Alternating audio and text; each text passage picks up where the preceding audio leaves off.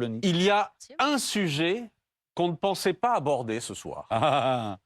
C'est le moment... Et qui s'est imposé cette semaine dans l'actualité, qui s'est imposé notamment à vos députés. C'était mardi soir.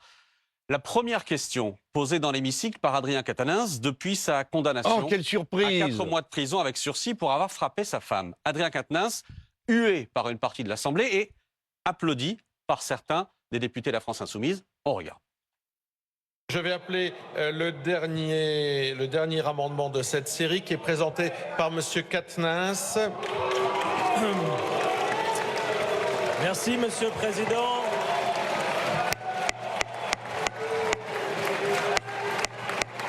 Chers collègues, chers collègues, chers collègues,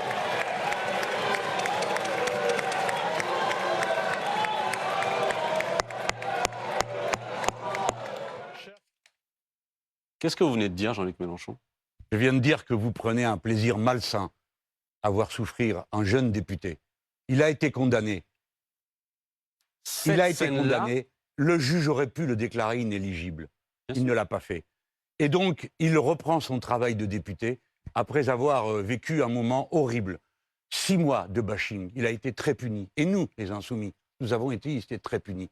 Parce qu'on ne peut plus faire une émission sans qu'on nous en parle. On n'a pas tant de temps de parole que ça, mais on nous fait parler de ça. Et au passage, à chaque fois, c'est toujours dans des conditions qui sont dégradantes pour tout le monde. Il a été puni. Nous sommes en République, monsieur. Le péché mortel n'existe pas.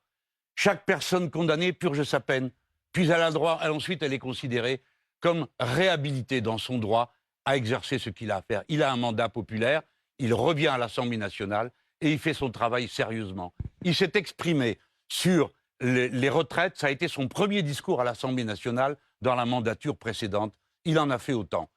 Je dis que ceux qui l'ont hué ont sans doute la conscience assez tranquille pour se sentir eux-mêmes exempts de toute faute dans quelque situation que ce soit. Il est revenu à l'Assemblée nationale. Son groupe l'a écarté pour 4 mois. Il est à l'écart. Il est chez les non-inscrits. Donc maintenant, il pourra revenir en mars. Sa punition est suffisante, à mon avis. Et pour nous tous, elle est suffisante. Y compris pour ceux qui l'aiment. Elle est suffisante. Eh bien, dans 4 mois, le groupe a pris sa décision. Et dans 4 mois, il retournera au groupe des Insoumis, je le pense. Mais je vous demande à tous de bien réfléchir à ce que vous êtes en train de faire à propos de cet homme, à propos de cet homme-là. Vous venez d'inventer la peine sans fin. Vous venez d'inventer l'inéligibilité par principe, quand bien même le juge ne l'a pas décidé. Vous êtes en train de...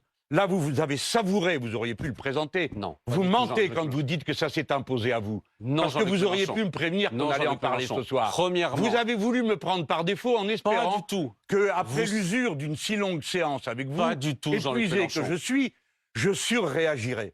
Je n'ai qu'une chose à dire. Pas du tout. La loi s'applique. Elle s'est appliquée à lui. Il a été assez puni. J'ai été assez puni. Tous les insoumis ont été assez punis. Toute personne condamnée a le droit d'être réhabilitée. D'accord? Tout le monde y a droit.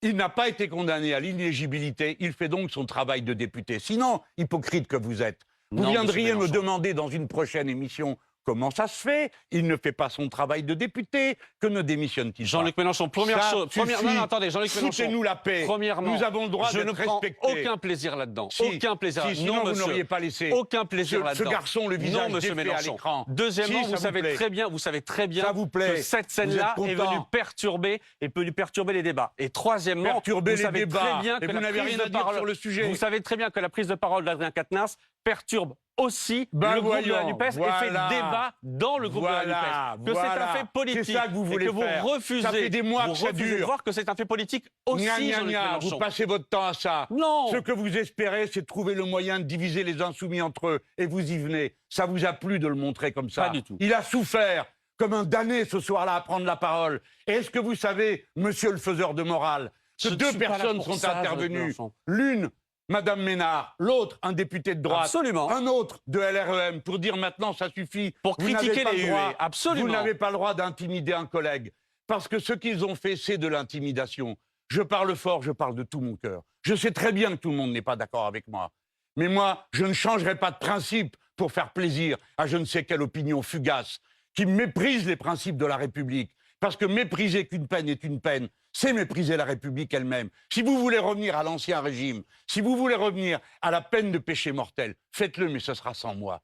Cette fois-ci, comme toutes les autres, que ce soit pour un des miens ou pour quelqu'un d'autre. Pour l'un quelconque des milliers de prisonniers qu'il y a aujourd'hui, qui eux vont en prison, je dis, quand ils ont purgé leur peine, ils ont le droit qu'on leur reconnaisse que leur peine est purgée. Eh bien lui, il est condamné.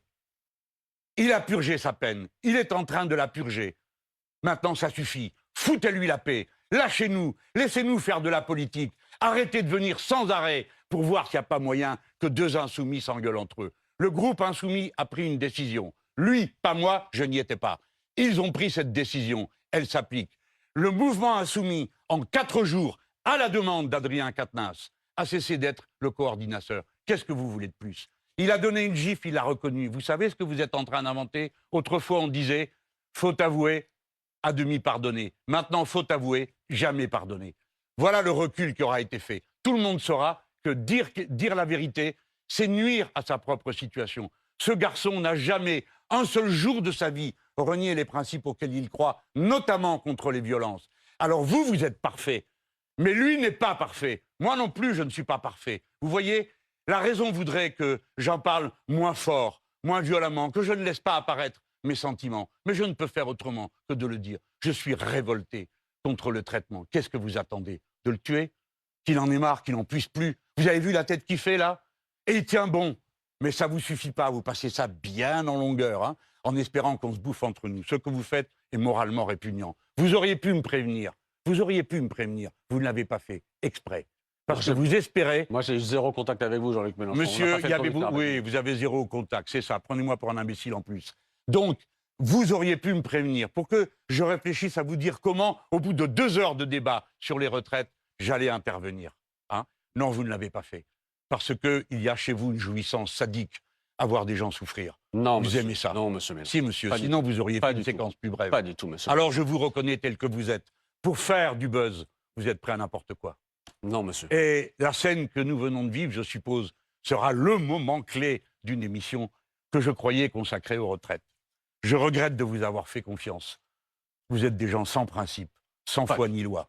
Pas du Allez, tout. Vous saviez très bien que c'était dans l'actualité de ce... Restez là, monsieur Mélenchon. Vous ne pouvez pas partir comme ça.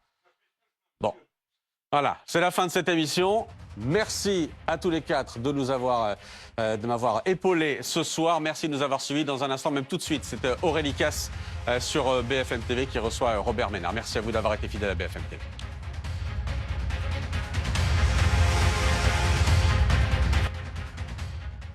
Bonsoir Robert Ménard, c'est vrai que nous reprenons plus vite que prévu. Merci d'être avec nous ce soir. Ouais, vous en êtes aperçu vous aussi. Oui. Vous êtes